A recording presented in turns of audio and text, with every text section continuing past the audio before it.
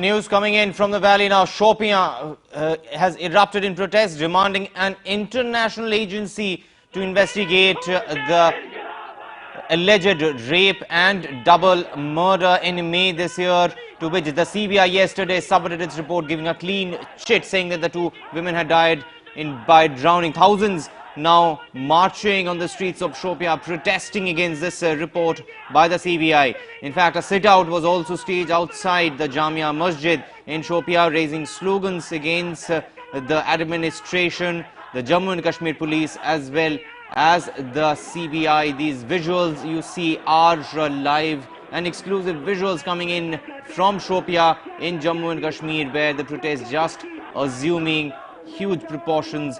Now Mir Farid, our correspondent, on the phone line with us now. Farid, tell us.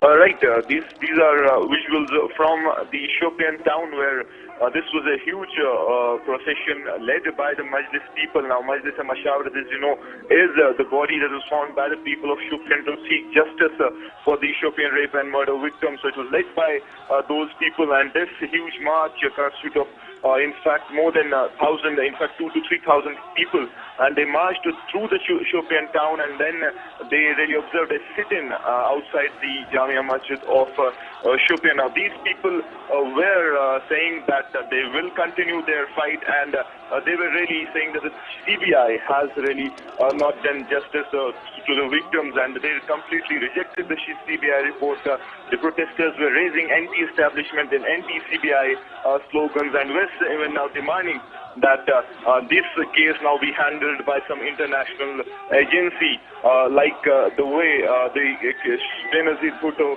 case was really probed by an international agency. So now they